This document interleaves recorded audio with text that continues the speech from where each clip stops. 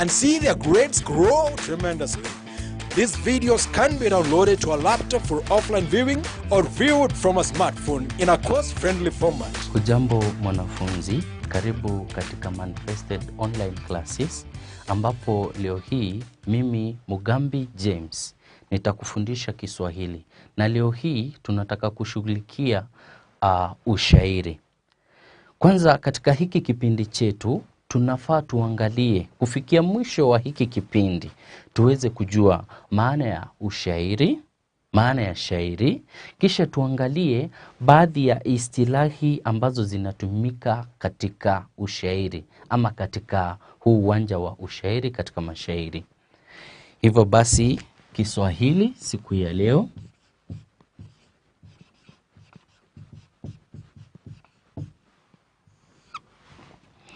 mada yetu leo ni ushairi.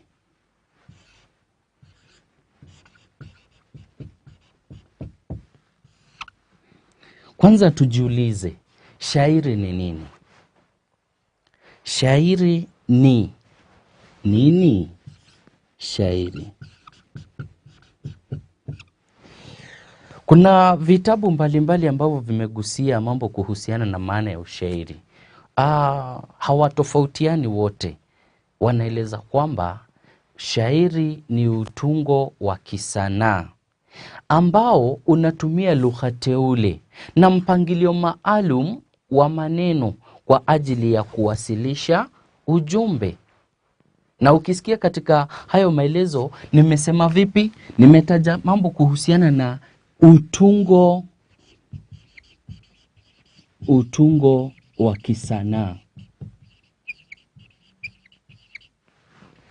Shairi ni utungo wa kisanaa. Huu utungo wa kisanaa unatumia lugha teule. Huu utungo wa kisanaa unatumia lugha teule. Mbali na kutumia lugha teule, una mpangilio maalum wa maneno.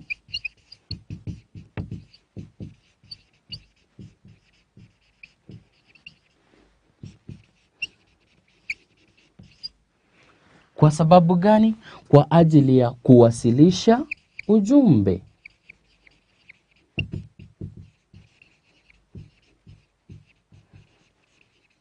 Hivyo basi katika maelezo yako, katika kufafanua ama kueleza dhana ya ushairi, katika kueleza dhana ya shairi, eleza kwamba ni utungo wa kisanaa unaotumia lugha teule na mpangilio maalum wa maneno kwa ajili ya kuwasilisha ujumbe. Lengo la kwanza limekamilika.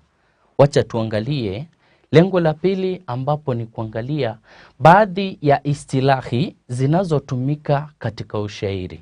Istilahi katika ushairi. Istilahi katika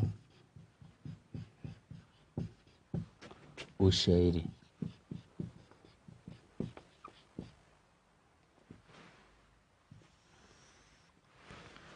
Ninapotumia neno istilahi hapa, namaanisha baadhi ya maneno yanayotumika ama msamiati unaotumika katika mashairi. Kwanza kabisa, wacha tutumie neno mshororo. Tuzungumzie mambo kuhusiana na mshororo.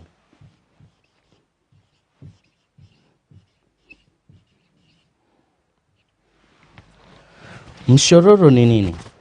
Mshororo ni mstari. Ni mstari wa maneno. Ni mstari wa maneno katika shairi.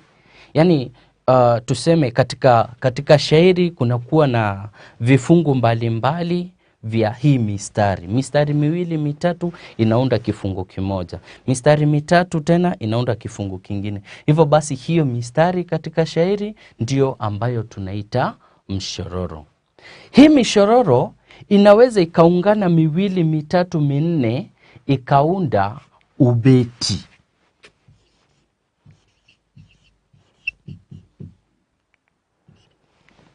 Nimesema vipi?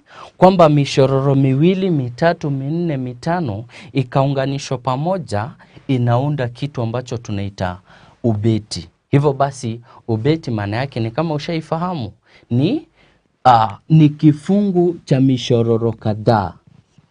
Ni kifungu cha mishororo kadhaa.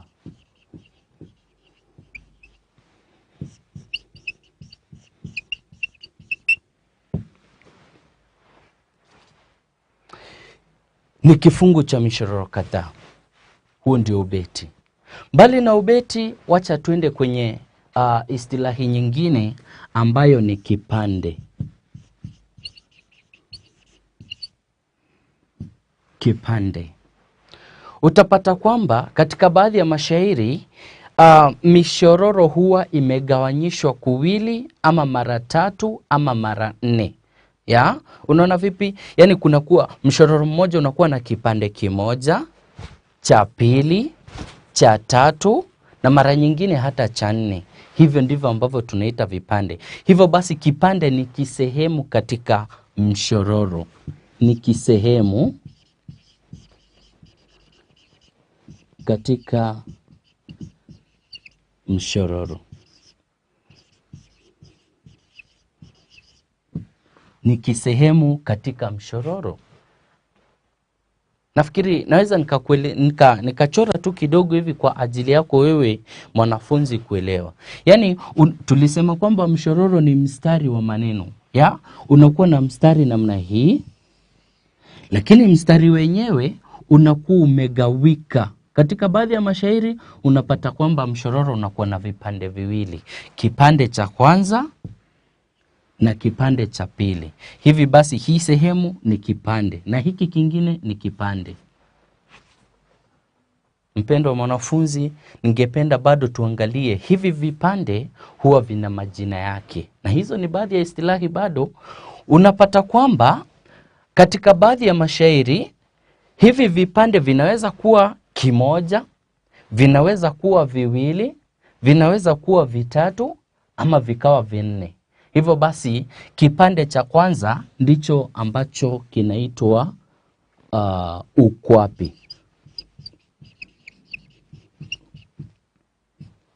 Kinaitwa ukwapi. Ukwapi tumesema ni nini? Ni kipande cha kwanza cha mshororo. Kipande cha kwanza cha mshororo. Kwa mfano katika hiki kipande, katika huu mfano ambao tuko nao hapa juu, huu unaweza ukaitwa ukwapi. Kipande cha kwanza kinaitwa ukwapi. Kipande cha pili kitaitwa utao. Kipande cha pili kitaitwa utao. Ni kipande cha pili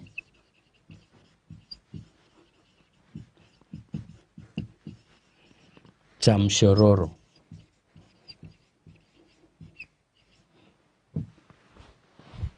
Kipande cha pili cha mshororo kinaitwa utao. Hivyo basi katika mfano wetu hapa tunaweza kuwa na hii sehemu ikiitwa utao.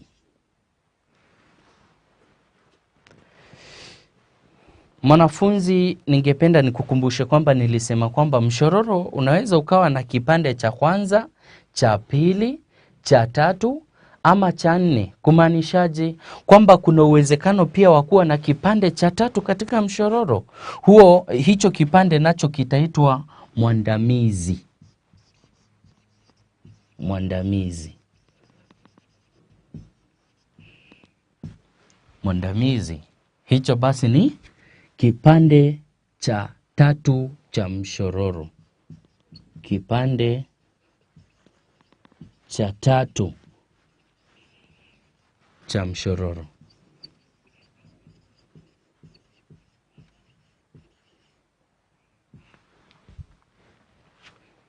Kipande cha nne.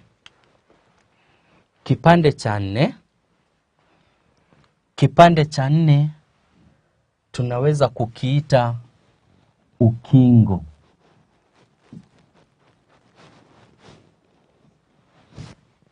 Kipande cha 4 tunaweza kukiita ukingo.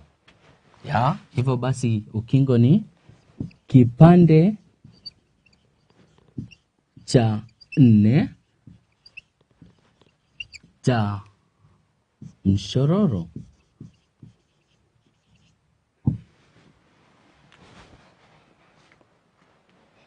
Hapo nafikiri tumeweza kuelewa vipi kwamba nimesema mshororo ni mstari wa maneno, ubeti ni kifungu cha mishororo kadhaa, kipande nacho ni kisehemu katika mshororo.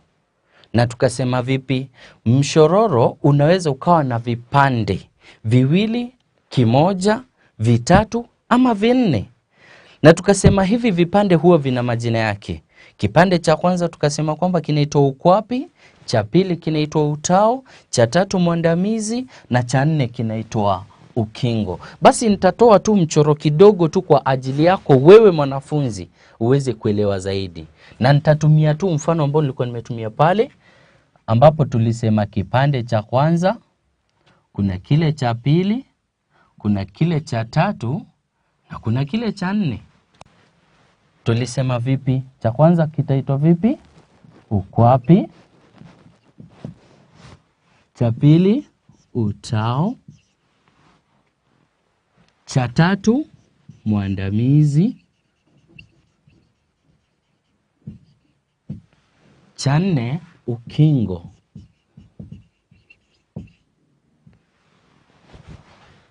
Bado hatujamaliza istilahi. Nataka nigusie mengine. Tulisema mishororo katika ubeti. Basi iwapo aghalabu utapata baadhi ya mashairi yale mengi sana huwa ni ya mishororo 4 katika kila ubeti. Hii mishororo huwa ina majina yake. Mshororo wa kwanza katika ubeti, hasa katika shairi la tarbia, shairi ambalo lina mishororo 4, mshororo wa kwanza huitwa mwanzo. Mwanzo. Kuna baadhi ya vitabu ama baadhi ya waandishi utapata wanauita fatiha bado Fatiha ni mshororo wa kwanza katika ubeti. Mshororo wa kwanza katika ubeti.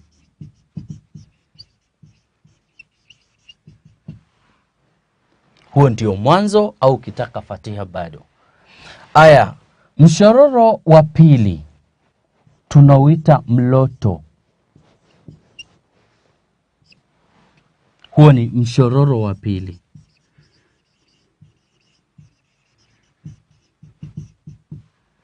Mshororo wa pili katika ubeti. Mshororo wa tatu tunaweza kuita mleo au kitaka mlea. Huo ni mshororo wa tatu.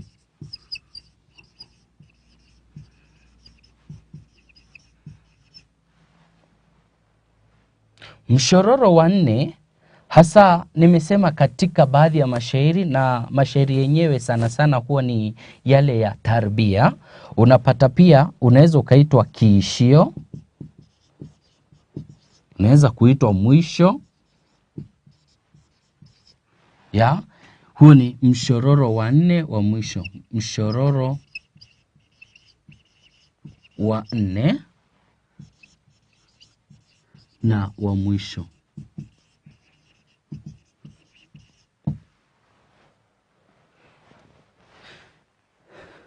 Mwanafunzi, nafikiri mpaka hapo tuko pamoja. Naomba kuongezea hizi istilahi kwa sababu ni nyingi tu sana. Hapo pia tumesema mambo kuhusiana na mishororo. Tumesema kuna mshororo ambao unaitwa mwanzo, hasa katika mashairi ambayo ni tarbia. Mshororo wa pili unaitwa mloto, wa tatu unaitwa mleo au mlea, wa 4 unaitwa kiishio au kitaka mwisho. Bado kuna istilahi nyingine ambazo tunafaa pia tuzishughulikie, hasa ambapo tutaangalia kibwagizo. Kibwagizo. Kibwagizo.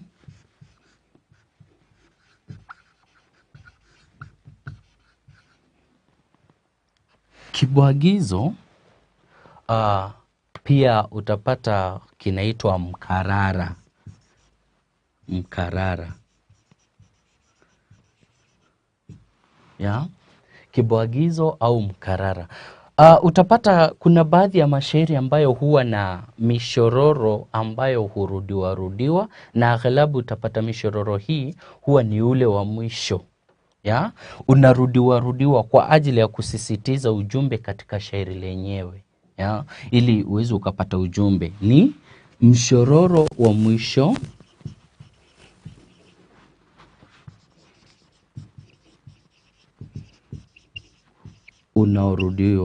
unaorudiwa.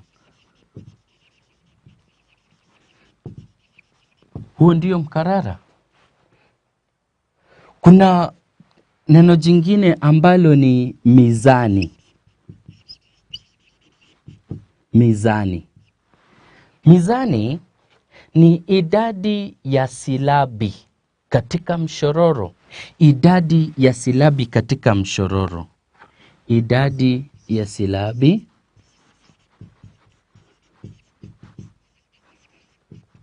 katika mshororo.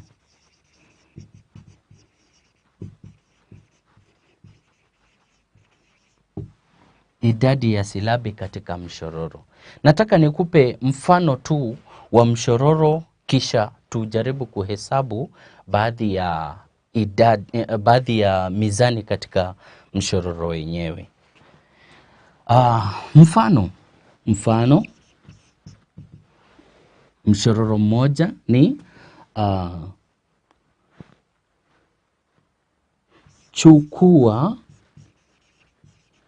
kigoda jamaa. Chukua kigoda jamaa. Ukalie kilimani. Kilimani, samahani. Ukalie kilimani. Wacha tuangalie mishororo hiyo miwili tu. Nimesema vipi kwamba mizani ni idadi ya silabi katika mshororo. Silabi tunajua kwamba ni pigo moja katika utamkaji. Hivyo basi katika chukua kigoda jamaa, ukalie kilimani. Tuangalie baadhi ya mapigo. Kuna pigo la kwanza chu. Pigo la pili ku. Pigo la tatu a. Kwenye hilo neno jingine ki, kisha kuna go, da, ja, ma, a. Tuhesabu sasa hizo silabi. Tuna 1, 2, 3, 4, 5, 6, 7, 4, 7, 8, 9. Hivyo basi idadi ya mizani hapo ni 9. Tuangalie katika mshororo unaofuata. Ukalie kilimani. Twende tena. U, ka, li, e, ki, li, ma, ni. Hizo ni silabi. Tuzihesabu tena. 1, 2, 3, 4, 5, 6, 7, 8. Mizani ngapi? 8. Mizani 8. Hivyo basi nafikiri umepata kuelewa maana ya mizani. Mizani ni idadi ya silabi. Tuangalie neno jingine hapa ambalo ni vina. Vina. Vina ni nini? Vina ni silabi ya mwisho. Silabi ya mwisho katika kipande. Silabi ya mwisho katika kipande. Silabi ya mwisho katika kipande. Nafikiri wakati ambapo tulikuwa tunaangalia vipande, tulisema kuna kipande cha kwanza ukwapi, cha pili utao, cha tatu mwandamizi, cha nne ukingo. Hivyo nataka tuweze kuangalia hapa. Nitaweza kuuchora mchoro fulani pale kwa ajili yako wewe kuelewa vina ni nini. Hivyo basi mwanafunzi, naomba uweze kufuata zaidi kwa mazingatio na makini zaidi.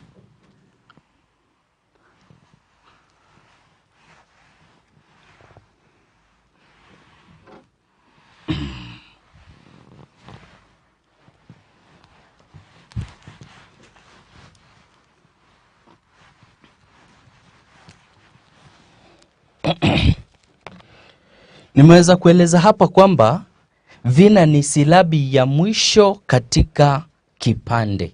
Kipande cha kwanza ambacho tuliita ukwapi kinaweza kuwa na kina, tuseme hapa mwishoni ni pa. Hicho ni kina. Kipande cha pili kiwe na kina kingine ambacho ni le. Ya? Tuseme umesema maneno yako unaishia kwa silabi pa. Katika kipande cha pili unasema maneno yako unamalizia kwa silabi le. Hicho ni kina. Hivyo hivyo katika mshororo wa pili pa, mshororo wa tatu le. Mshororo wa tatu kuna pa na kipande cha pili le. Namna hiyo. Hapa inaweza ikabadilika kidogo inakuwa le, hapa ma. Namna hiyo. Hivyo basi ukija kuangalia hii silabi ya mwisho katika ukwapi ni kina, ni hivi vyote tunapata ni vina. Na upande ule mwingine tunapata kuna vina vya upande wa pili, kipande cha pili ambacho ni utao. Aya, utapata kwamba hivi vina huweza kuainishwa kama vina vya ndani ama vina vya nje kulingana na mahali ambapo kina chenyewe kilipo. Aya, hivi ambavyo unapata ni vina vya ukwapi ndivyo ambavyo unapata kwamba vinaitwa vina vya ndani. Wengine hutumia neno kati. Vina vya kati. Hivyo vinakuwa ni vina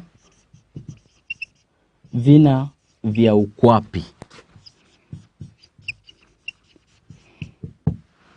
Vina vya ukwapi ama vina vya ukwapi ndivyo ambavyo vinaitwa vina vya ndani au vina vya kati. Tunapata kuna vina vingine ambavyo ni vya utao.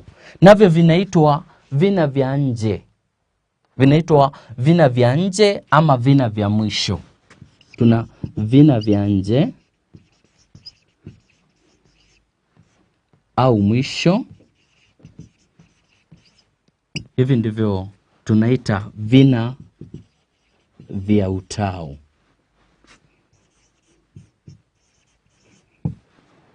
Istilahi nyingine ambayo ningependa kuzungumzia ni neno malenga. Malenga.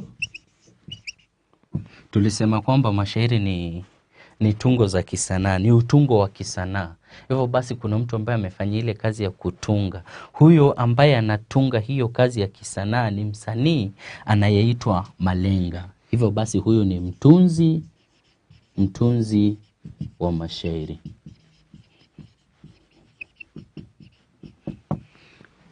Mtunzi wa mashairi. Kuna mwingine ambaye tunaweza kumuita manju. Muite manju. Manju ni mtunzi pia, lakini huyu hufanya mengine zaidi ambayo ni kuimba mashairi yenyewe. Huyu ni anayetunga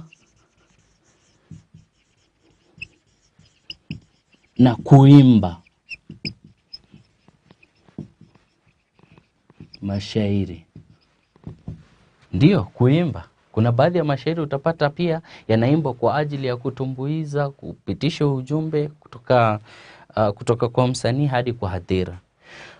Lakini utapata kuna baadhi ya vitabu ama tuseme mitihani ambayo hutumia neno jingine. Unasikia shaha. Neno shaha pia. Shaha mtu ambaye ni mweledi katika kutunga na kuimba. Kipawa chake huwa kiko juu zaidi kuliko hawa Manju na Malenga. Huyu ni kama Manju na Malenga, lakini kipawa chake kiko juu zaidi. Anayetunga na kuimba mashairi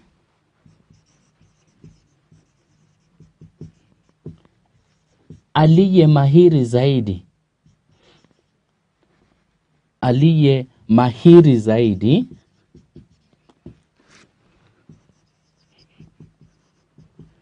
kuliko Manju na Malenga. Nafikiri mpaka hapo mwanafunzi umeweza kuelewa baadhi ya istilahi ambazo zinatumika katika ushairi, ukaelewa maana ya ushairi. Hivyo basi nikihitimisha, nataka nikupe kazi mradi ambayo unafaa kushughulikia kabla ya kipindi kijacho, ambapo tutakuwa tunashughulikia mambo kuhusiana na kategoria mbalimbali za mashairi, kisha tuangalie baadhi ya bahari za mashairi. Basi kazi mradi yako itakuwa ndio hii. Kulingana na kile ambacho tumeshughulikia kwa leo, nataka unitajie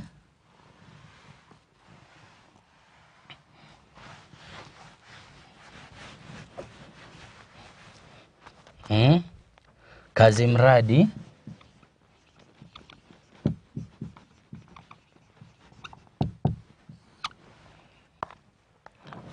swali lako la kwanza ni taja na ueleze istilahi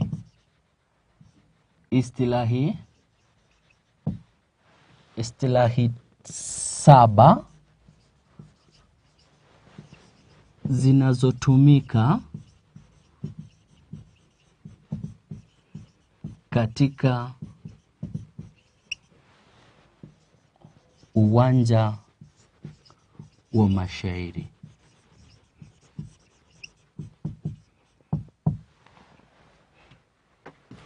Jambo la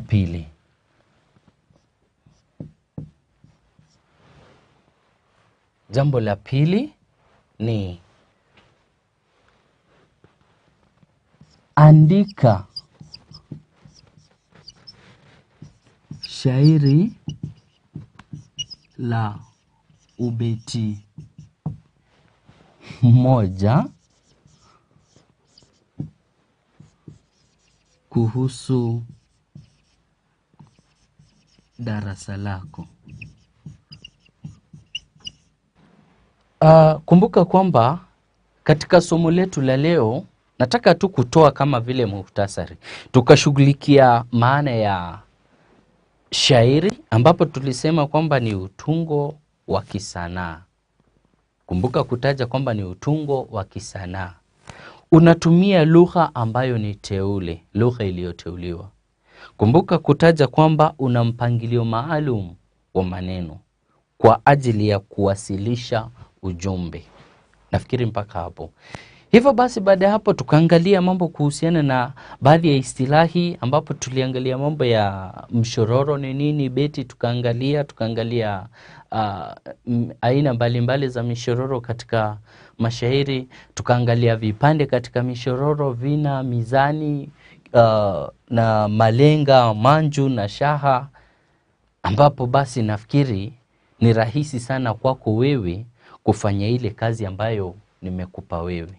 Na ni rahisi sana hata kutunga shairi lako ukizingatia yale mambo ambayo nimeweza kushughulikia kwa leo. Upange kazi yako vizuri katika beti. Upange mishororo 2-3 kuhusiana na darasa lako, uipange katika ubeti, hakikisha kwamba kazi yako iko na mizani ambayo ni sawa katika kila mshororo, na basi utakuwa ushamaliza kutunga shairi lako mwanafunzi. Asante sana, siku njema. Hadi kipindi kingine tutakapokuwa tunashughulikia kategoria za mashairi na bahari za mashairi. Asante, shukran. Thank you for choosing to study with us. For more information, you can call us on 0724 173845. Welcome to Manifested Publishers. Welcome learners, my name is Stephen Kariungi. I am presenting to you a topic in Form 1 Biology, and the topic is cell physiology as indicated here. First of all, I would want us to go through the objectives of this topic. So we look at chapter objectives. The first one, we need to understand what is cell physiology. So we need to understand the meaning of cell physiology.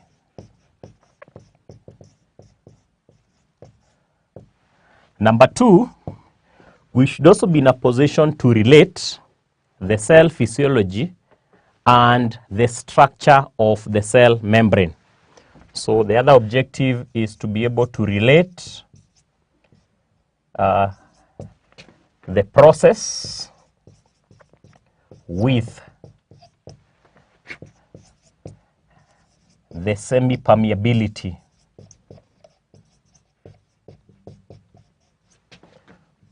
of cell membrane.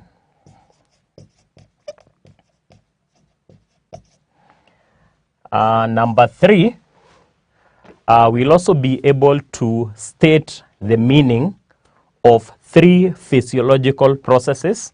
These are diffusion, osmosis, and active transport. So, be able to state the meaning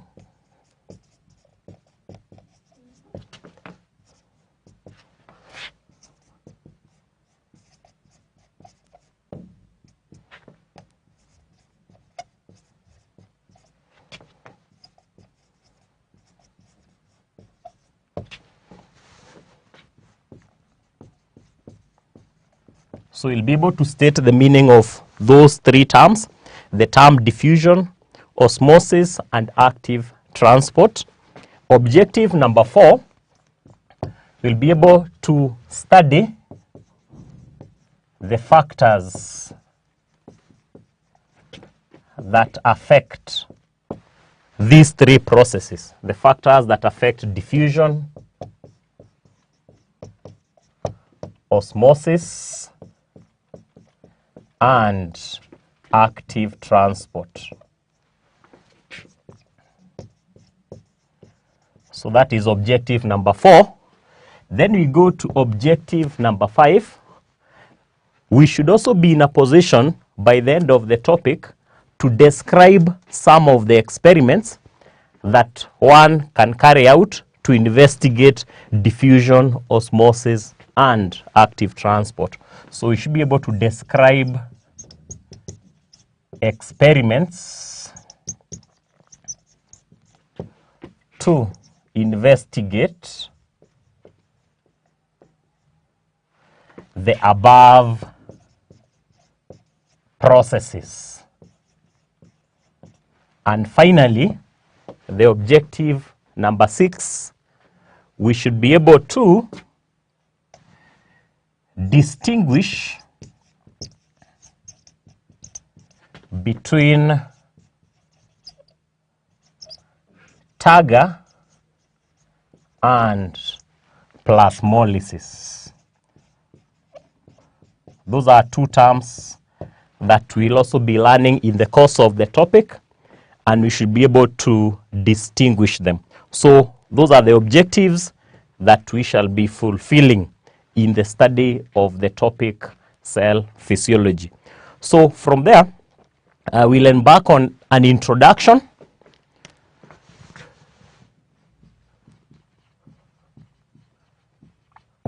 And we want to understand what is the meaning of the word cell physiology. As the word suggests, it has something to do with the cell. And the fact that it ends with a logy, it means that it is a study. So in this case, in cell physiology, we study the cell functions. So in this case, we shall look at the various structures that are found within the cell and how they carry out their functions. So we will say that cell physiology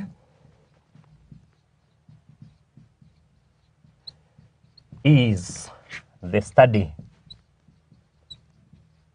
of cell functions. And of course, in a cell, we know that we have different structures. We have the cell membrane, we have the mitochondria, we have the chloroplasts, if it is a plant cell. So we need to understand how those structures function within the cell. So basically, we shall be dealing with cell physiology.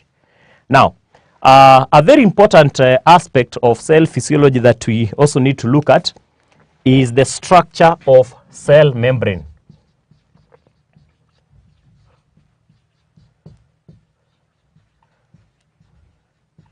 We need to look at the structure of the cell membrane, because before something gets into the cell or out of the cell, it has to go through the cell membrane. So the cell membrane is a membrane or a layer that is made up of two things. It's made up of something that is called a phospholipid and a protein layer. So it's made of two layers,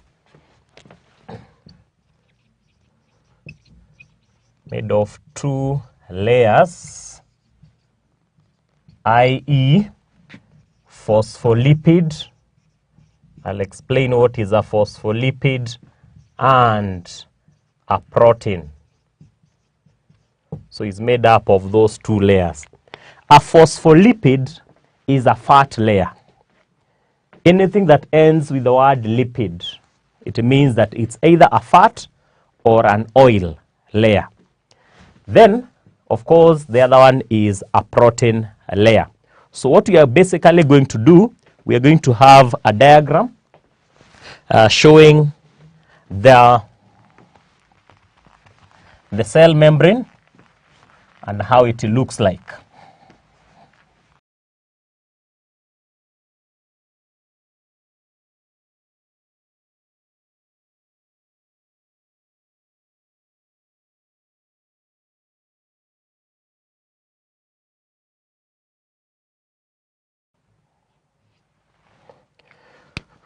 So the cell membrane looks like that.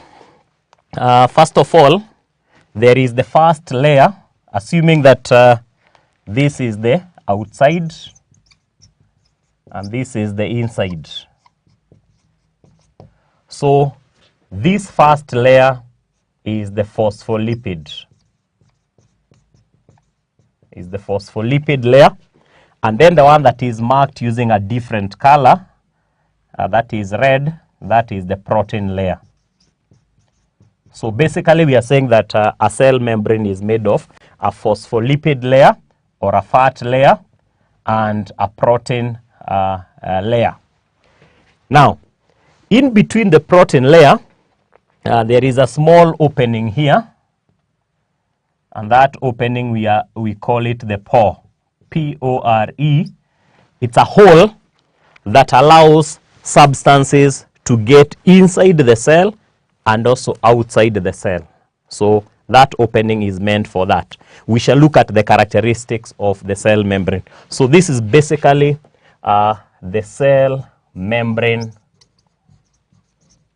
structure, which we have said is made up of two layers. There is a phospholipid layer on either side, then there is the protein layer in between. There is a protein layer in between. So it doesn't have to be in one position. It can be in a number of positions. But basically, there is the phospholipid layer and there is the protein layer. Then in between the protein layer, there is a pore, or there is a hole that allows materials to get in or out of the cell through the cell membrane. And then the other thing that I want us to look at are the properties of the cell membrane.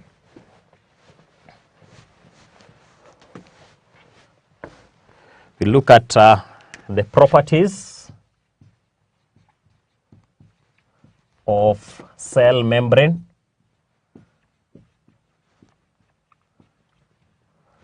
one, we say that the cell membrane is semi-permeable. The cell membrane has what is called semi-permeability. And that means that it allows only the small molecules to pass through, but not large ones. So it's only allowing the small molecules to pass through the pore. Yeah. Those, if molecules are small enough to fit the pore, they can pass through, in and out. But if the molecules are large, they cannot pass. So we say that the cell membrane is semi-permeable, or we can say it's selectively permeable. So you can also stroke that with selectively permeable. It means the same thing. Now, characteristic number 2 is that the cell membrane is sensitive to temperature and pH. It's sensitive to temperature and pH. And the reason for that is because the protein layer and the lipid layer, they are sensitive. Yeah? If the temperature is too high, then the cell membrane is affected. If the temperature is also too low, it's also affected. Same case applies to the pH. So pH is the degree of acidity or alkalinity. So it's sensitive to temperature and pH. And lastly, number 3, the cell membrane is polarized. Polarized means that it has charges. It has charges that are positive and negative.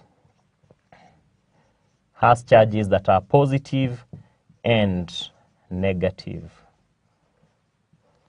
So basically, we have looked at the objectives of the entire topic. We have listed them down.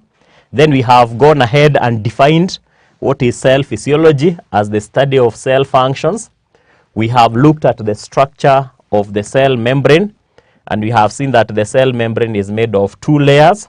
There is the phospholipid layer and there is the protein layer.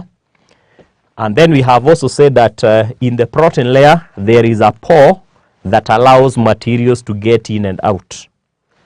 Then we have looked at the properties, 3 properties of the cell membrane. One is its semi-permeability, or selectively permeable, meaning that it is selective. It selects the small molecules to go through, but not the large ones.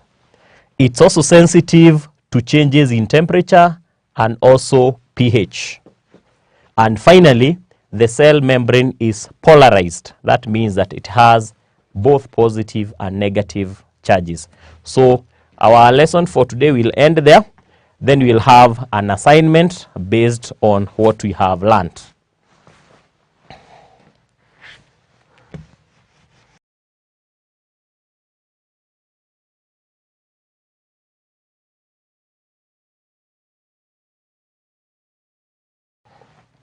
So the first question, we define the term cell physiology as we have learnt it.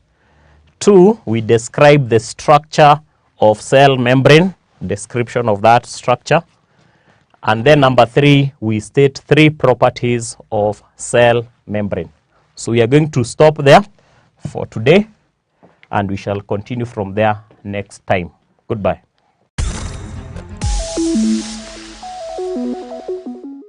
Welcome to Manifested Publishers. How are you, learners? Welcome to Manifested e-learning platform. The subject is business studies. Today we are going to start on a new topic which is known as production. In this topic, we will define the term production. We will identify the types of production. We will study the direct and indirect production. We also learn about the levels of production. Then finally, we will study division of labor and specialization. Those are the areas that we intend to cover under this topic known as production. In the first lesson, we will define the term production. By the end of this lesson, you should be able to define the term production. So learners, welcome to our today's learning session. The topic is production. The question we want to answer in this lesson is, what is production? And learners, production is derived from the word produce, to produce. So learners, production can be defined as the creation of goods or provision of services to satisfy human wants. I want us to write down the definition of production. Production is the process of creating. The process of doing what? The process of creating. All right? Is a process of creating, or we can say production is the creation of goods and provision of services. Production is the creation. Let me simplify it. Production is the creation of goods and provision of services to satisfy human wants. To satisfy human wants. There are two things here, learners, goods and services. We defined goods in our previous sessions and also services. So that creation of goods and provision of services, creating goods and providing services, is what we are terming production. Production is the creation of goods and the provision of services to do what? To satisfy human wants. To satisfy human wants. Learners, people engage in variety of activities such as farming, hairdressing, trading, video production, publishing. All right? There are many activities that people engage in. Such activities lead to creation of goods and provision of services. Services like teaching, services like nursing, services like shoe shining, services like hairdressing. So all those activities that people engage in are said to be productive activities, like what I'm doing now. If I'm teaching you, then I am providing a service which is known as teaching. So in other words, I'm being productive. I'm doing a productive work. So the goods and services that are created through the process of production are generally referred to as products. The goods or services that are done what? That are created through the process of creating goods and providing services are generally referred to as products. So the videos that you are watching, learners, we took time to produce the videos, right? I'm not doing it alone. There is someone who is recording what I'm saying. He's called Shuka Boy. There is Shuka Boy who is doing the video capturing. He's capturing the video. That is being productive. Shuka Boy is being productive. I'm also being productive. What we are doing is known as video production. Okay, we are providing content. We are content generators. We are creating products which are known as tuition. Okay, so there are many activities, learners, that take place that people engage in, variety of activities. So production is the creation of goods and the provision of services to do what? To satisfy human wants.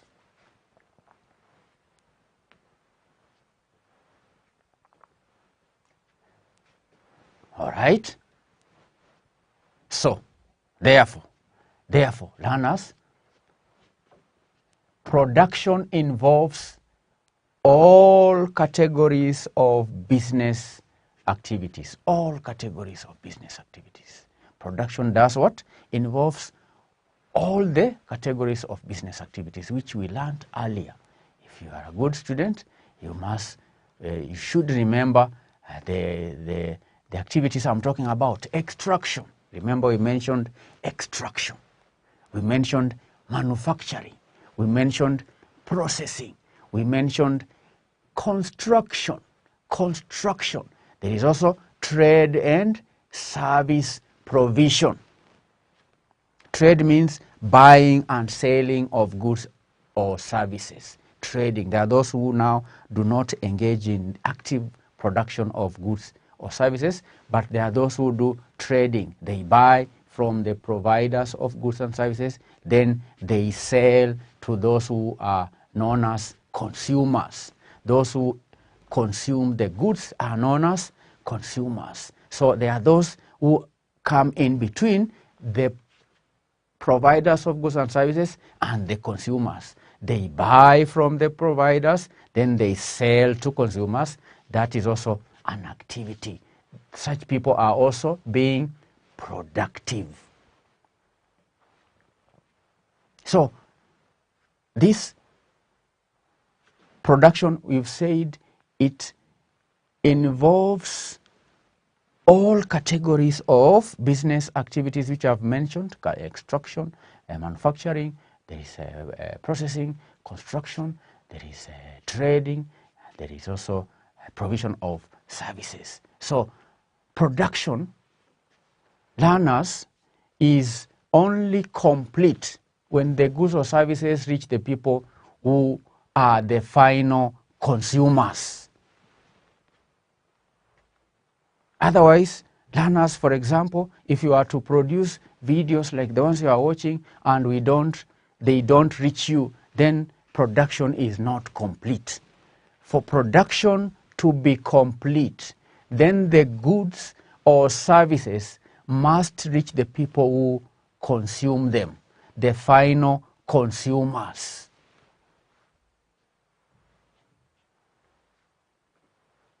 All right? And the final consumers must be in a certain place. They may need the goods in the right form, at the right place, within the required time.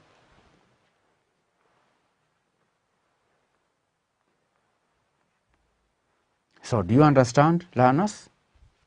The goods that people produce, the services that people provide, production can be said to be complete if the goods and the services reach the final consumers at the right time, in the right form, and in the required time. All right? The right form, at the right place, and at the right time. The right time, the right place, all right, and within the required time and in the right form. goods are consumed always in a certain form. If you are to eat food, right, then that food has some food which must be cooked. So being cooked food may be the right form for certain foods. There are foods that do not require cooking, like avocado. That one is eaten raw, all right? So every product, like say clothes, if I have to buy a suit, then that suit must be in the right form. The suit must have buttons, right? It must be fitting, okay? The suit must be in the right form. It must also reach me at the right place, learners, in the right place and at the right time. So all the activities that, this is another point, all the activities that assist the goods and services to reach the consumers are said to be part of the production process. All other activities, they could be things like banking, like money transfer, okay? Money transfer, because sometimes nowadays, in our time, in our day, we don't sometimes deal with cash, right? We may send money electronically. So such activities, banking, insurance, packaging, right? Advertising, all those activities are said to be part of the production process. They usually form the final stage of the production process. When you produce in the farm, for example, that food has to reach people who are in, say, Nairobi, okay? If the food is in, say, Busoeta or Kapsambo village, if the food is in Kapsambo village or Busoeta village, that food may be required by people who are in Nairobi. So there are certain activities which has to take place for the food, say maize, which is in Busoeta, to reach the people in Nairobi. So all the activities, okay, all the activities, learners, which assist in the movement of goods and services from one place to another, they form the final stage of the production process. Learners, is that clear? Do you have a question? In this lesson, the objective was to define the term production, which I have done. I want you to go through the video one more time. Take notes. Then answer the following questions. Questions I'm calling revision questions.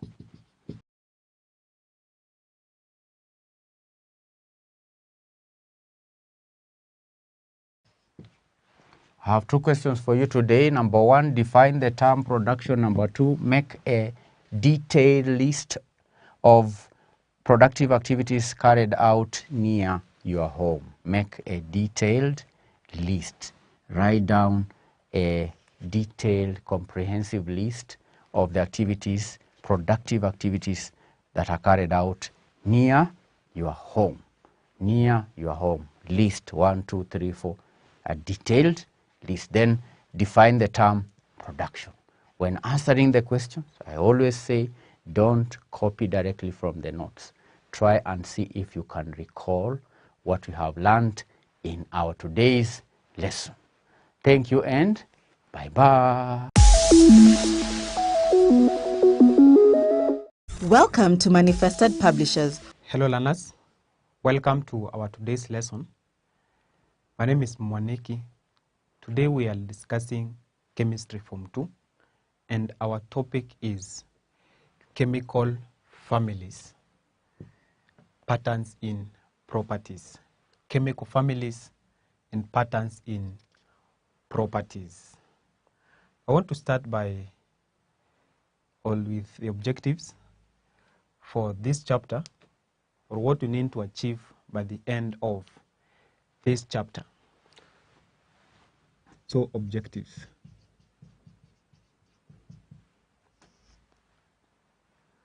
By the end of this chapter,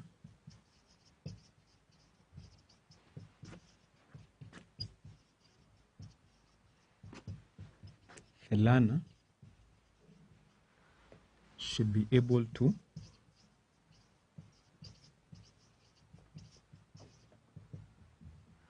at the end of the chapter, the learner should be able to 1. Identify and write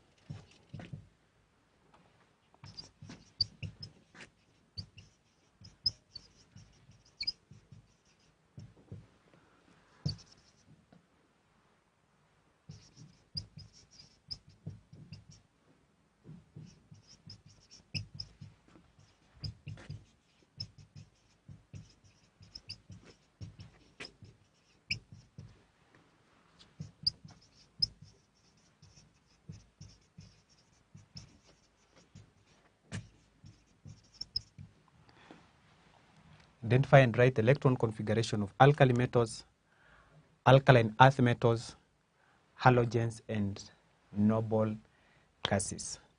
Second, state and explain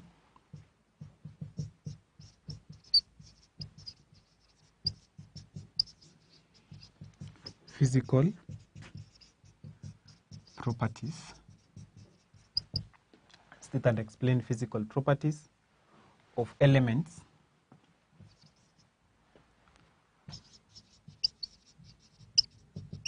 in group 1, 2, 7, and 8. State and explain physical properties of elements in group 1, 2, 7, and 8. The third objective should be able to state and explain trends in reactivity of elements in group 1, 2, 7, and 8.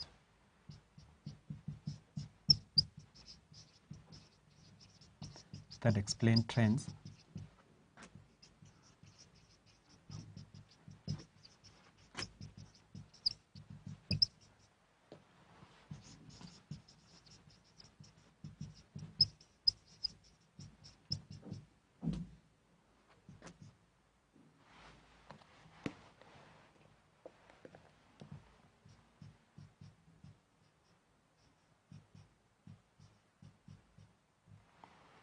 and explain trends in reactivity of elements in group 1, 2, 7, and 8. The next objective should be able to explain the similarities in chemical formula of compounds of elements in a group.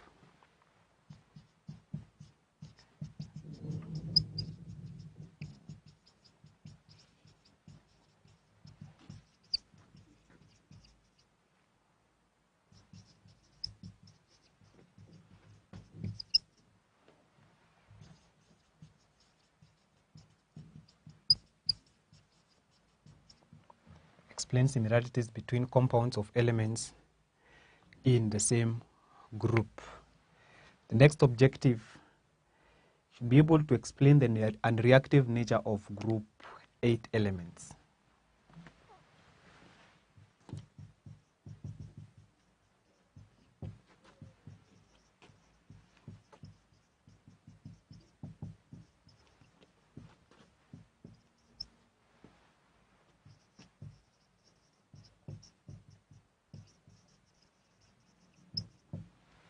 Explain the unreactive nature of group 8 elements. The next objective should be able to identify and write electron arrangement of period 3 elements. Identify and write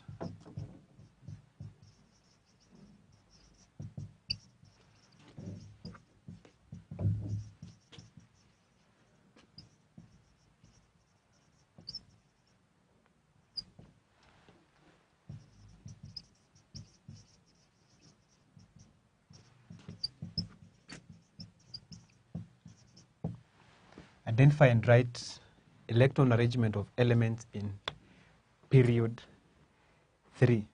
And lastly, should be able to state and explain the trends in physical and chemical properties of elements in period 3. State and explain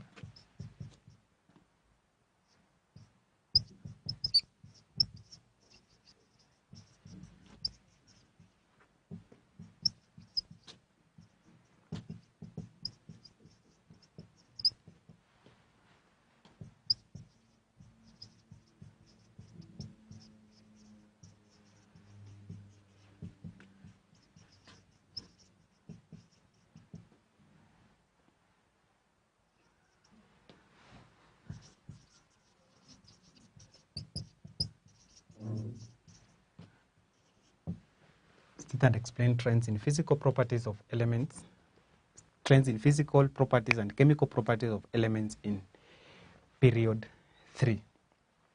And therefore, those are the objectives you as the learner you need to understand or you need to have in mind as we move on in this topic. So by the end of this chapter, the learner should be able to 1.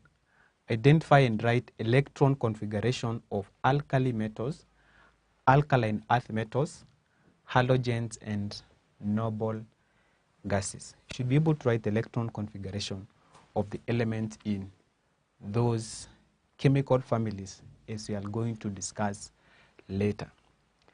Next, you should be able to state and explain physical properties of elements in group 1, 2, 7, and 8. State and explain trends in reactivity of elements in group 1, 2, 7, and 8. Explain similarities between compounds of elements in a group. Explain similarities between compounds of elements in a group. We will see these compounds. The next, explain the unreactive nature of group 8 elements.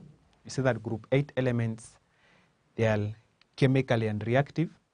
Therefore, we will be able to explain why they are chemically unreactive.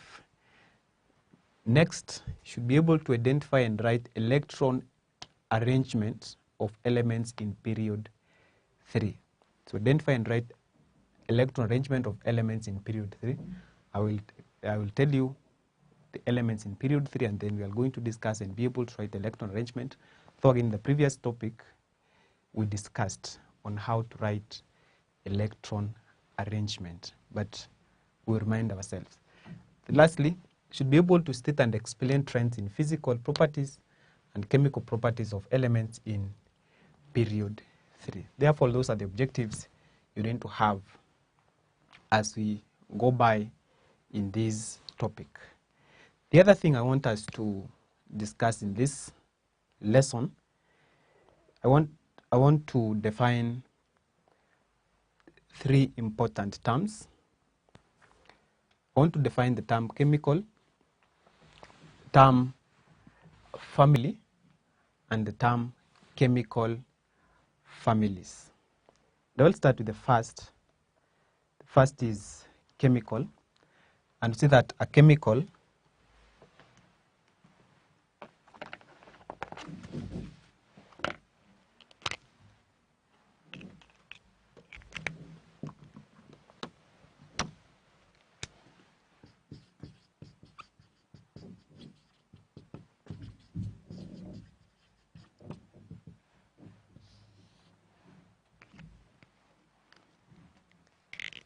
first is chemical. We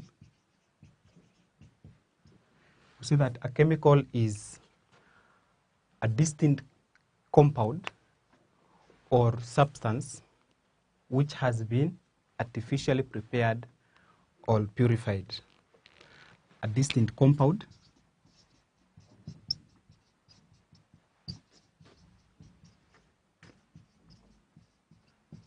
or substance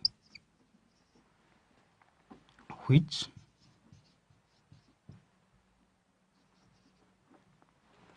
especially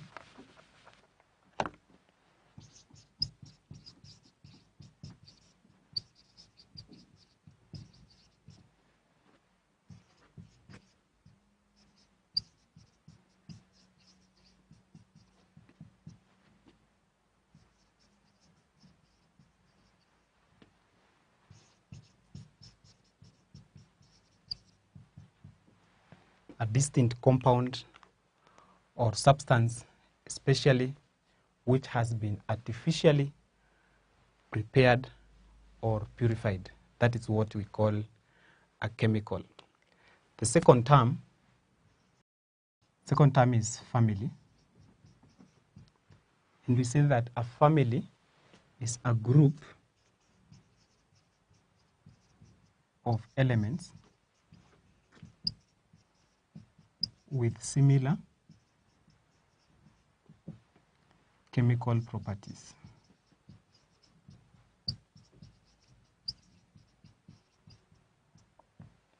A family is a group of elements with similar chemical properties. So these elements have similar chemical properties.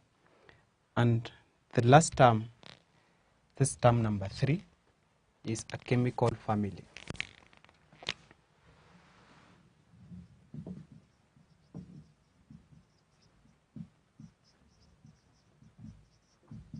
We say that a chemical family is a group of elements with the same number of valence electrons, and therefore they are found in the same group. It's a group of elements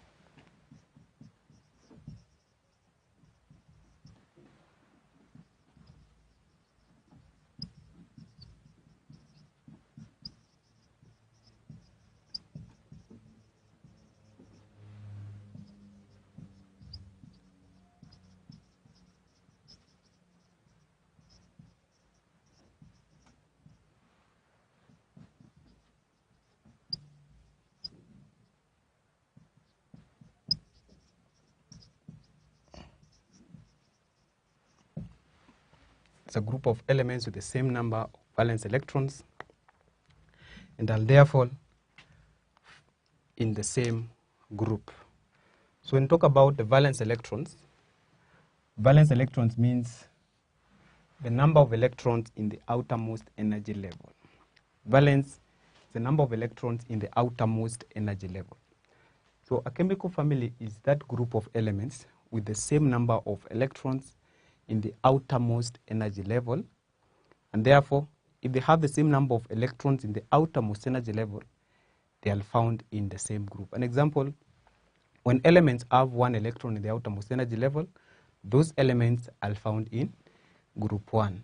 And we have an example of lithium, sodium, potassium, that all the 3 elements have 1 electron in the outermost energy level, and therefore they are found in group 1. So you can say that lithium, sodium, and potassium, that is a chemical family, and that chemical family has a specific name which we'll be discussing in the next lesson. Therefore, before I end, we have talked about the definition of terms. We have defined 3 terms. First term was chemical, and I've seen that a chemical is a distinct compound or substance, especially which has been artificially prepared or purified. Second, I have said we have defined a family, and we have said that a family is a group of elements with similar chemical properties. A group of elements with similar chemical properties. So their chemical properties, they need to be similar. And the third term I've said is a chemical family, which is a group of elements with the same number of valence electrons. And I repeat again, I've seen the valence electrons. These are the number of electrons in the outermost energy level and are therefore in the same group of the periodic table. That brings us to the end of our lesson today. But before that, I need to give you an assignment. And this is the assignment. So I have one question. Question is define the following.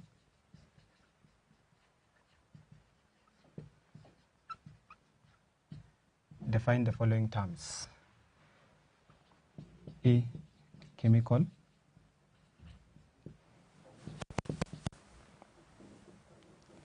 B, family. And C, chemical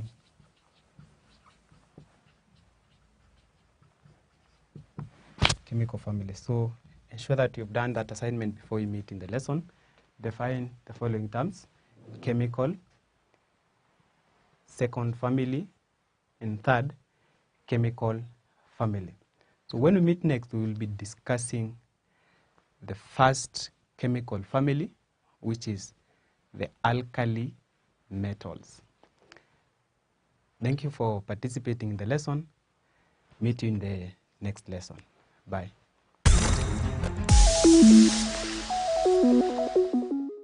Welcome to Manifested Publishers. Welcome to our today's history and government lesson. Your teacher, Conan Gakure. It's my pleasure to have you in today's lesson. We are going to introduce a new topic, that is the establishment of colonial rule in Kenya. That is the next topic of Form 3 that we are going to be discussing.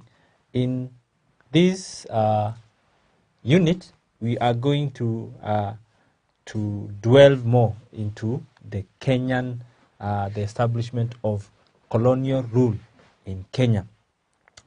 In the previous topic that you have studied, we were learning about the European invasion and the process of colonization of Africa.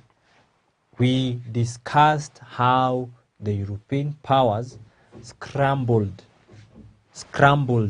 were fighting, were competing against each other, right? That is the scramble, the sudden rush.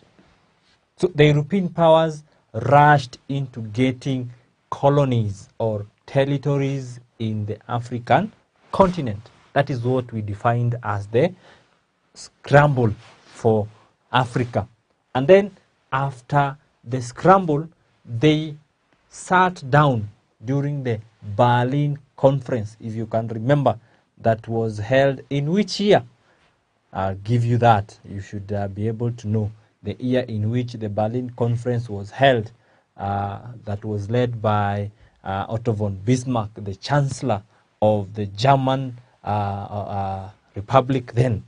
So they came down and sat and decided to subdivide, partition, share in an organized manner.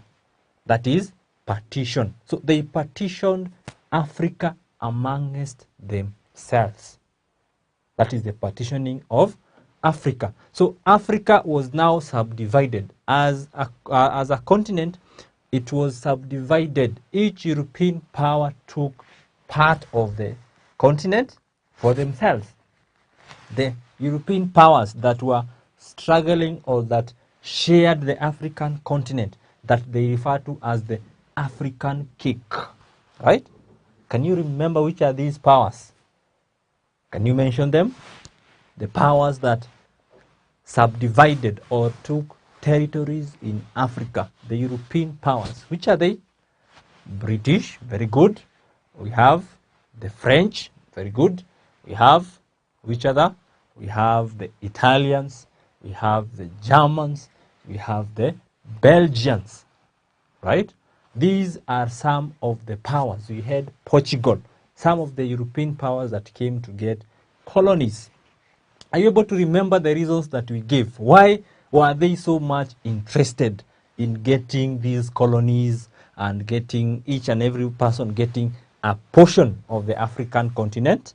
There were so many reasons that we gave. We divided them into social, into economic, political, human, and then the strategic reasons for them scrambling and partitioning Africa.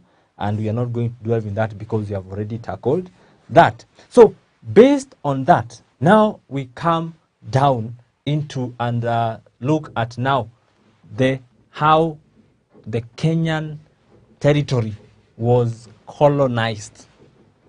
And the first thing to mention, it was colonized by the British. The British took control of the Kenyan colony. But before that, I would want to give you a background of how they ended up coming to take position of Africa. So, of Kenya, sorry. Kenya is part of the East Africa. Kenya is part of East Africa. In East Africa, we have other nations. At that time, we have Tanzania, we have Uganda, we have Ethiopia, right? The eastern part of Africa. So there were different powers that were interested in getting the East African territory. Some of these countries are Germans.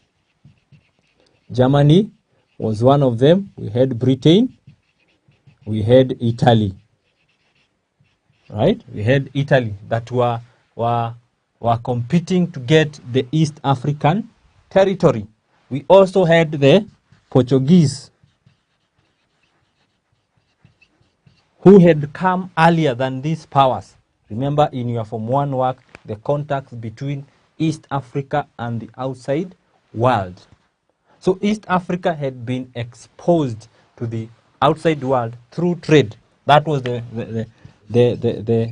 main thing that exposed the East African coast to this power. So by the trade, it attracted these powers to come and get colonies in East Africa. Because of the trade, people were able to know that East Africa is rich. And now these powers came and competed to get a portion of the East African part of the African continent. So these are the countries that were fighting. So they had, after the Berlin Conference, they had to divide the East African continent amongst themselves.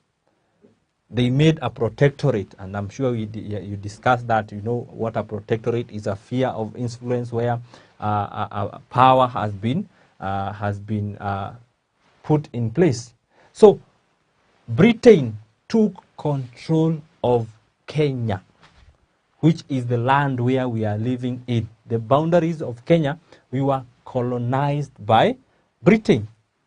So you ask yourself, what are the factors or what are the reasons why the British were so much interested in taking Kenya as their colony in East Africa? Because remember, they were competing with all these other nations. So there must be a significant reason or reasons why these powers are fighting or struggling to get each other, or struggling against each other to get part of the colony of Africa. So that is what we are going to be discussing. Let us start with that at that point so that we are able to go forward. So the factors, you can also refer to that as reasons for factors for colonization. Factors for colonization of colonization stroke occupation. Stroke occupation of Kenya. Remember, we are saying, and I've mentioned that it was occupied by Britain. So what are these factors that encouraged or made it necessary for the British to come and occupy Kenya? The first one was the source of the Nile. The source of the Nile. Remember, the Nile starts in Uganda, right? And we said it was very essential because Britain had occupied Egypt.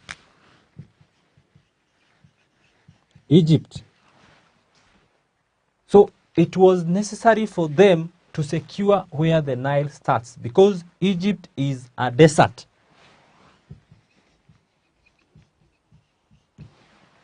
They do not have their own sources of water. They heavily relied on the Nile as a source of water. It provided, the Nile provided water. It also provided silt. silt that could be deposited on the shores of the Nile towards as it goes to drain into the Mediterranean Sea. So it carries along the top soil from the highlands, from the East African highlands, the Ethiopian highlands. So it was very essential for the British to occupy Kenya and Uganda being one, at that time the British protectorate, so that they are able to protect the source of river Nile. Why? Because they had occupied Egypt, and as we discussed in our previous topic, Egypt was very strategic or was very important to them because of the Suez Canal. So it was necessary for the British to come and occupy Kenya so that they could safeguard those interests, the source of river Nile. That is the first reason why they were very interested in occupying Kenya. Number two, they had strategic, Kenya had strategic interests, or the strategic position of Kenya on the coast, on the East African coast. So British had interest in India, right? They had interest in India. They had colonized India, and it was very rich for them. It was very essential. So Kenya was a strategic stopover position. It was a calling place for the British as they moved towards India. So they had to colonize Kenya so that they can safeguard their interest in India. They could easily move from Kenya to India in case there was need. So Kenya was of strategic importance to them. Remember, Kenya had very good natural harbors. So the British would come, dock at the coast, and take time as they move towards the Indian place. And then number three, they were searching for raw materials. They were searching for raw materials. Remember, it was during the time of industrialization. There were a lot of industries that had developed in Britain. Britain had become a superior power. Actually, it was the first country to power to industrialize. Remember in your topic in development of industry, Britain was the first to industrialize. So it had a lot of industries that required a lot of raw materials. Examples is what we have: cotton, there is tea, right?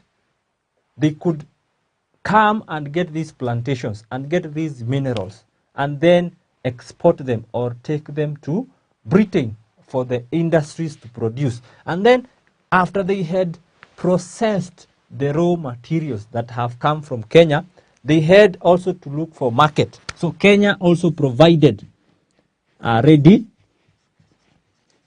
market. That was another reason or factor for the colonization or occupation of Kenya. So the British came because Kenyans provided a ready market for the goods. Kenyans, we were producing these raw materials, but we did not have our own industries to produce the clothing, to produce the shoes. So the British occupied Kenya in the interest that they could be able to get market for their products in exchange of the raw materials that they were producing, and also Kenyans were also willing to make payments for those goods. Let us look also at the other reasons why the British had to occupy Kenya. Number 5,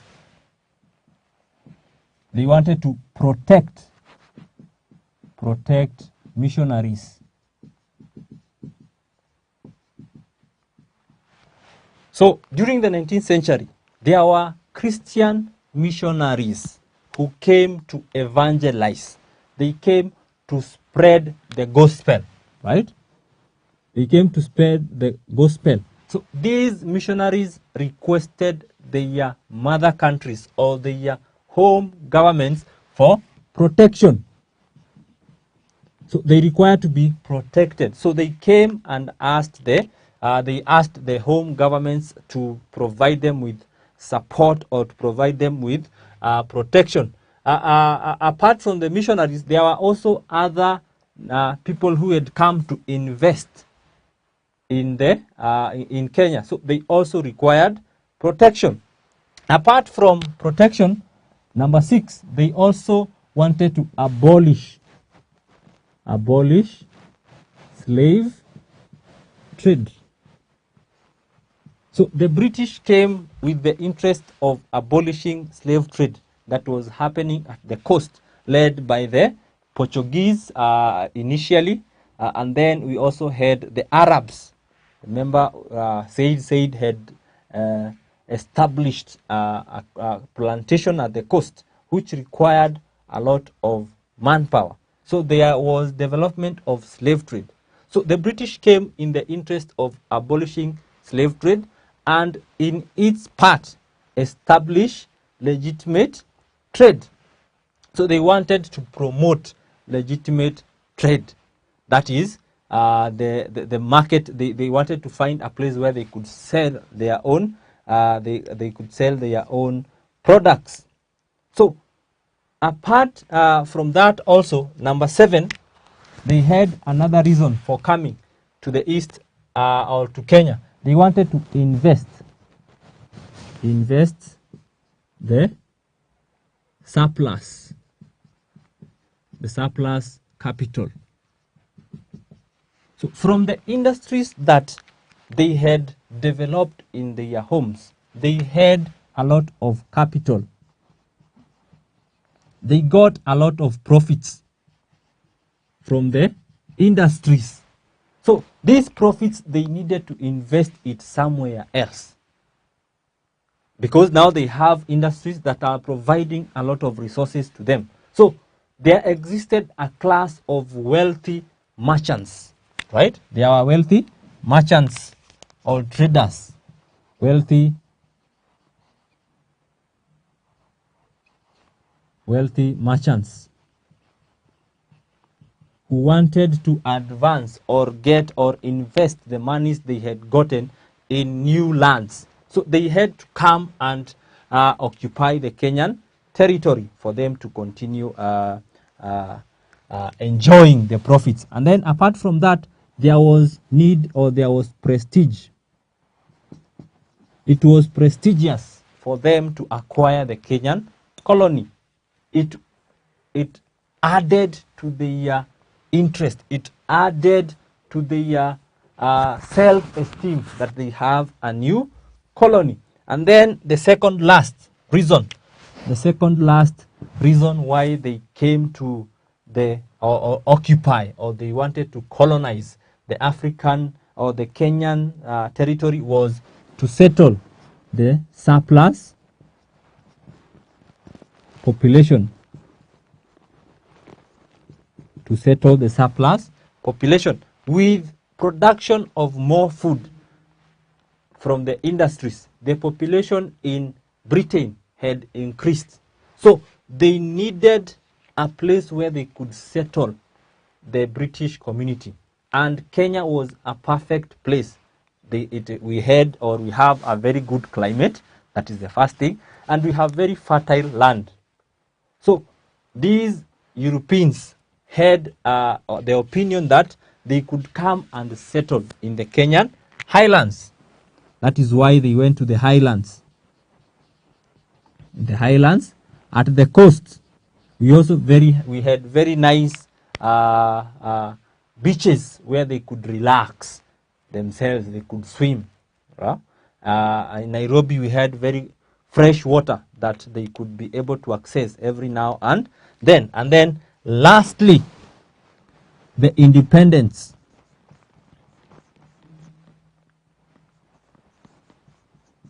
The independence of the USA.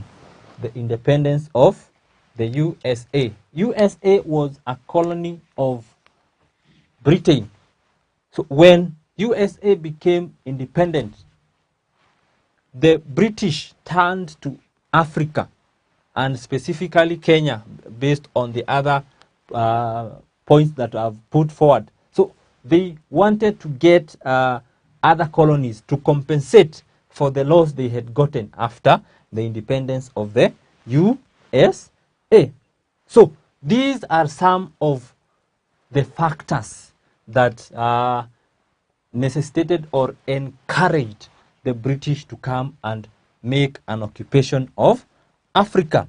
So I'm sure you are able to discuss them in detail, and as we have done, and you are able to group them into economic, social, and political reasons. And I'm sure when you are asked to mention political reasons, you are able. For example, when you are told to mention even the economic reasons, you are well able, because you just talk of ready market, you'll talk of raw materials, right?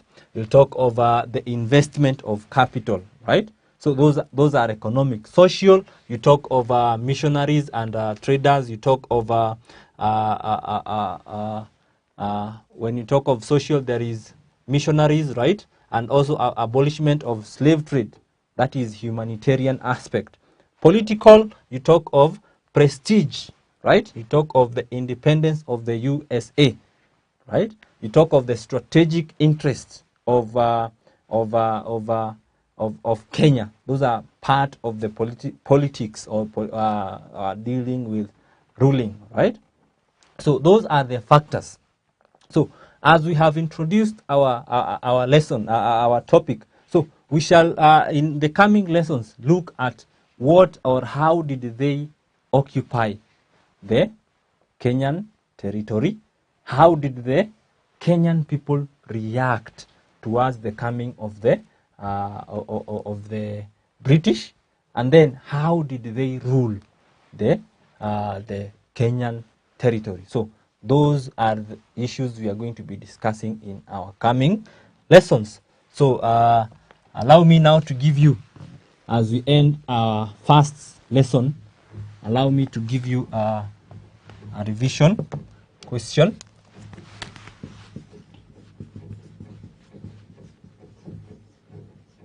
A revision question for you. Actually, let me give you two questions, revision questions. Number one, identify the European powers competing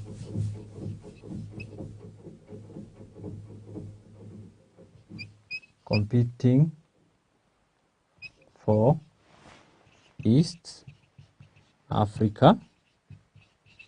And then number two, discuss the factors that encourage the British occupation of Kenya. Number one, identify the European powers that competed for East Africa. And then number two, discuss the factors that encourage the British occupation of Kenya. So those are the questions that I want you to attempt. And with that, we have come to the end of our history and government lesson for today. Thank you for your participation and for watching. Until the next time, bye-bye.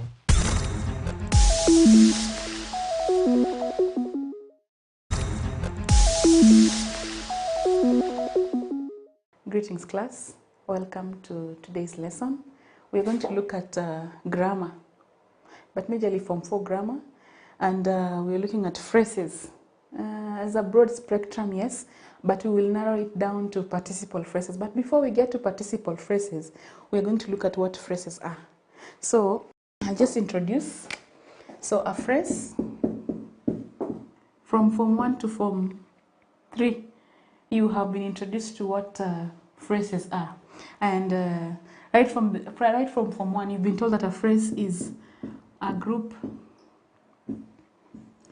of words that functions as a single unit in a sentence. So it's a group of words, but it functions as a single unit in a sentence. This single unit could be, it could function as a noun or a verb or an adverb, an adjective, or a participle. Oh, not to forget a preposition. Preposition. So this group of words, this phrase that we're talking about, will function as a noun. It will be a group of words, but it will function as a noun. It will be a group of words, but it will function as a verb. It will be a group of words, but it will function as an adverb, or an adjective, or a participle, or a preposition. So in Form 1, you are introduced to noun phrases. Noun phrases. Before we get to noun phrases, this phrase, it consists of the head word, and or modifiers. So it could either be just the head word itself, like in noun phrases. Mary is just a noun phrase. But now, when it comes to preposition, the preposition cannot function on its own, and you call it a prepositional phrase. But in noun phrases, you can call Mary a noun phrase.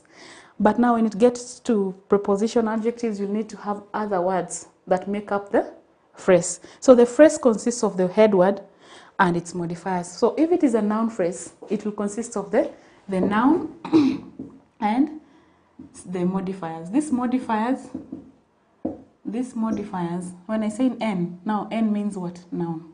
So the modifiers could be determiners. It could be quantifiers. It could be, so let me give you examples of determiners. We have a, an, the. Quantifiers could be some, few, could be even pronouns, e.g. my, this. Okay, those ones are modifiers of what? The noun. What do we mean by a modifier? A word, it is a word that describes a noun. A modifier, a word that maybe we can say gives more information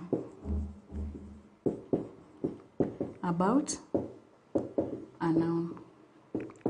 So that when we say that the noun phrase will contain the noun and its modifiers, then it will be the noun, for example, boy.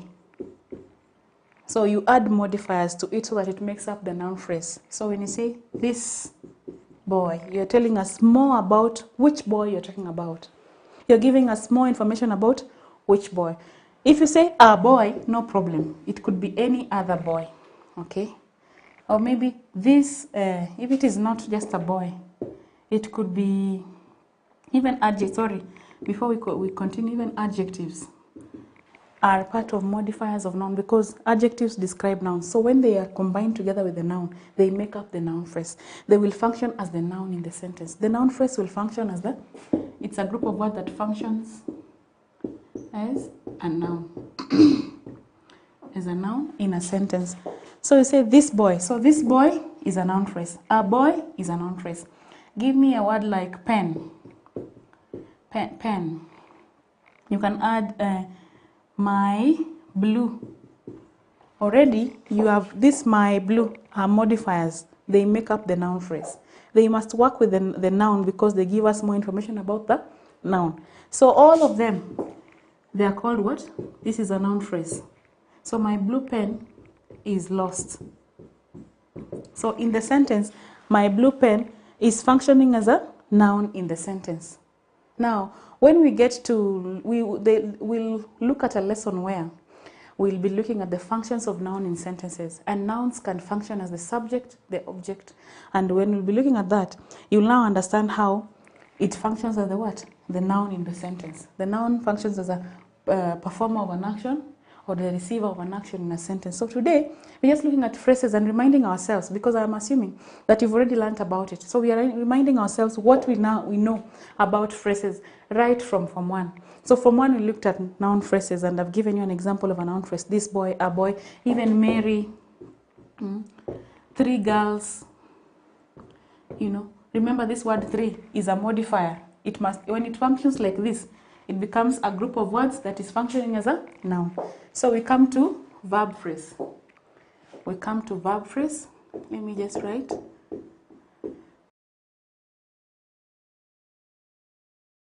So a verb phrase is a group of words that function as a verb in a sentence.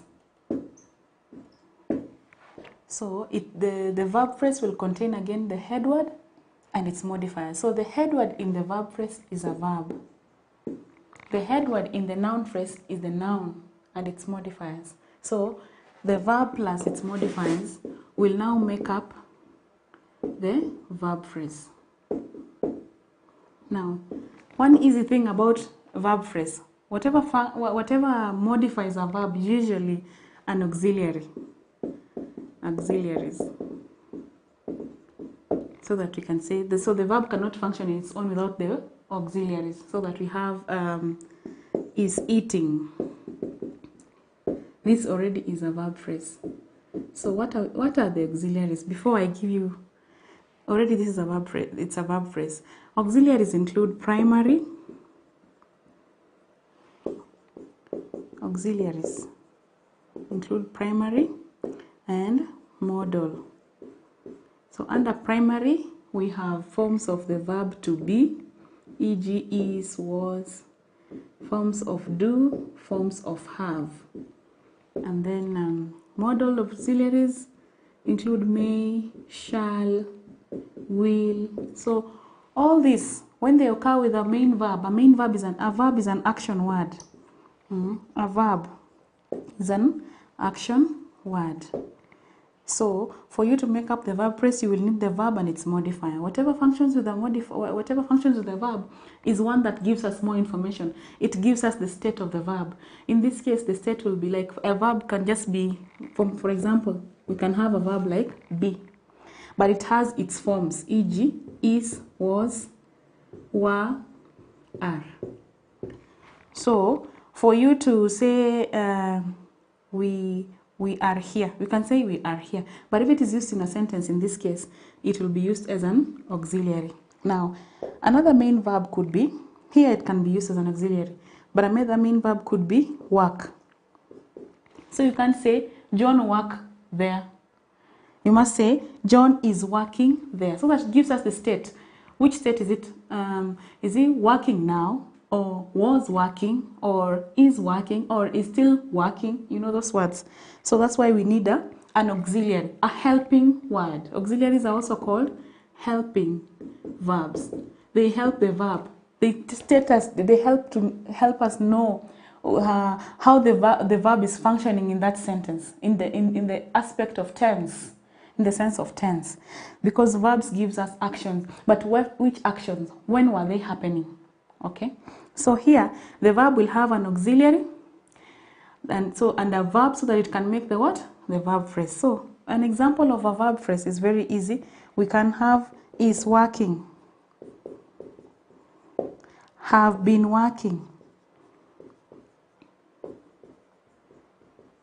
maybe was working. All these make up the verb phrase. when I write VP, just know it's a verb phrase.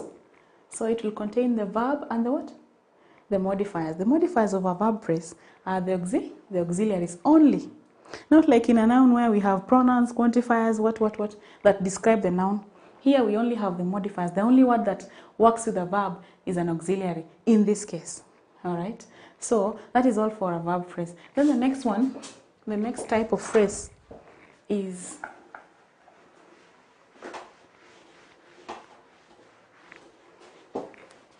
a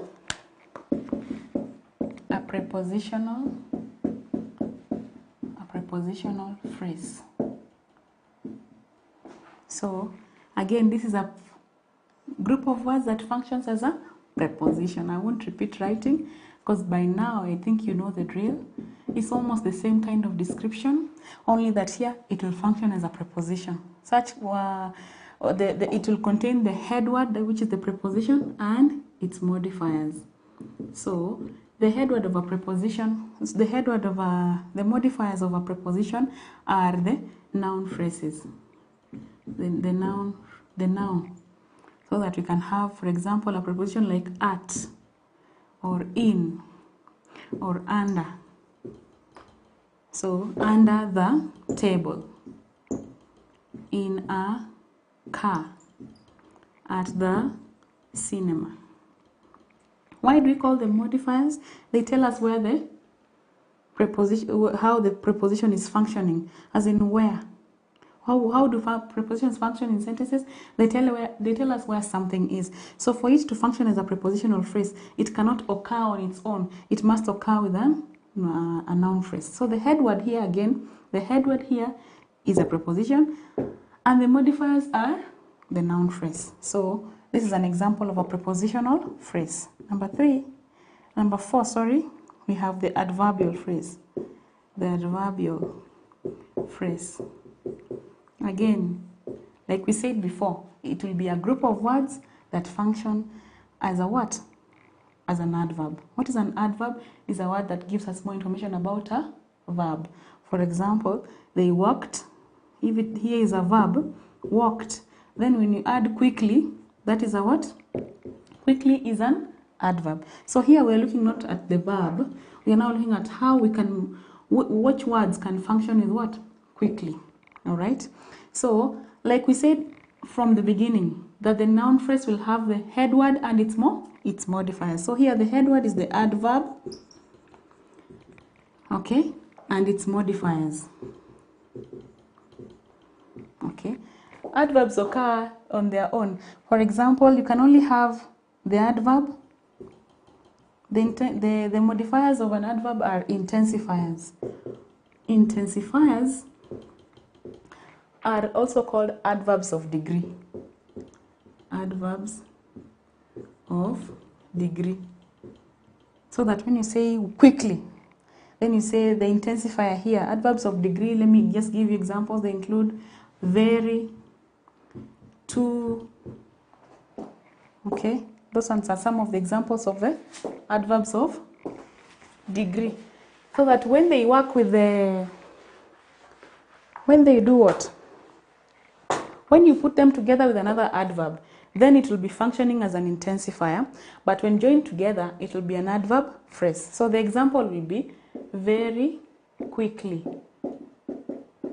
So this is an adverbial phrase. Even examples like last year. Examples like too often. Okay, all these two verbs, two adverbs. Okay, they function as what? The adverbial phrase. We say that what do you call an adverbial phrase? It's a group of words that function as an adverb in a sentence. So that you say, he walked very quickly. So if you're asked to identify the adverbial phrase in the sentence, you just underline both of these. Okay? All right. Now we have the fifth one, which is an adjectival phrase. Adjectival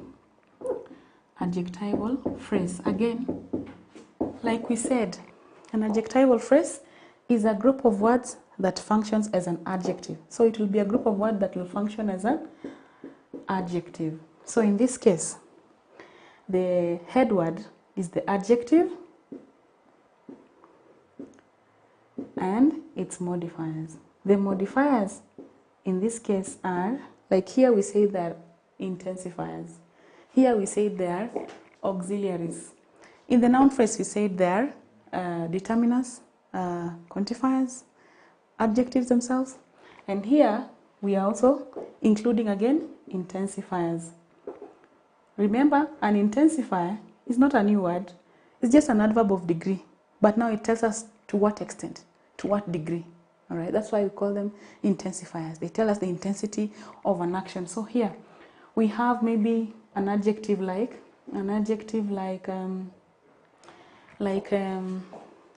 beautiful. So we add an intensifier to, then it becomes what? An adjectival phrase. Too beautiful. If it is tired, too tired. Okay, that's another adjective. Tired, too tired. Enough, fresh. If it is fresh, you can say fresh enough. We're saying that. So those are the basic ones that you've learned, because noun phrases are taught in Form 1. Verb phrases and adverbial phrases are taught in Form 2.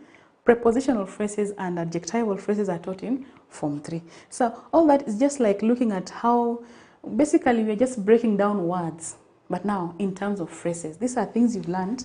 You've learned about nouns, verbs, adjectives. Now we're looking at them in a broad perspective, but now we're looking at them in a broad perspective in terms of phrases. And today we're also going to introduce a new one, which is called a participle phrase. A participle phrase. We say that the phrases can function as nouns, they can function as verbs, they can function as adjectives, they can function as prepositions, they can function as adjectives. And again, they can also function as a participle. Enroll your child to the Manifested e-learning platform and see their grades grow tremendously. These videos can be downloaded to a laptop for offline viewing or viewed from a smartphone in a course-friendly format. Hujambo mwanafunzi, karibu katika Manifested online classes, ambapo leo hii mimi Mugambi James nitakufundisha Kiswahili, na leo hii tunataka kushughulikia ushairi. Kwanza katika hiki kipindi chetu tunafaa tuangalie kufikia mwisho wa hiki kipindi tuweze kujua maana ya ushairi, maana ya shairi, kisha tuangalie baadhi ya istilahi ambazo zinatumika katika ushairi ama katika huu uwanja wa ushairi katika mashairi. Hivyo basi Kiswahili siku ya leo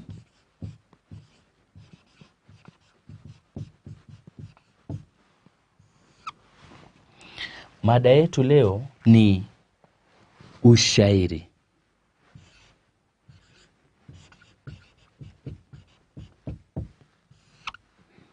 Kwanza tujiulize, shairi ni nini? Shairi ni nini? Shairi. Kuna vitabu mbalimbali ambavyo vimegusia mambo kuhusiana na maana ya ushairi. Hawatofautiani wote. Wanaeleza kwamba shairi ni utungo wa kisanaa ambao unatumia lugha teule na mpangilio maalum wa maneno kwa ajili ya kuwasilisha ujumbe. Na ukisikia katika hayo maelezo nimesema vipi? Nimetaja mambo kuhusiana na utungo wa kisanaa. Shairi ni utungo wa kisanaa. Huu utungo wa kisanaa unatumia lugha teule. Huu utungo wa kisanaa unatumia lugha teule. Mbali na kutumia lugha teule, una mpangilio maalum wa maneno.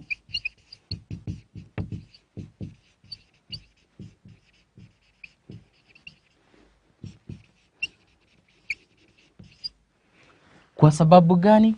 Kwa ajili ya kuwasilisha ujumbe.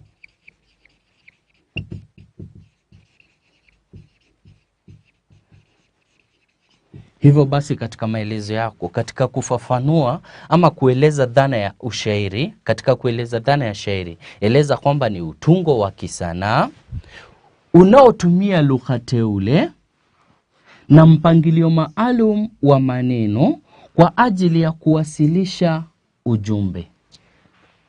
Lengo la kwanza limekamilika. Wacha tuangalie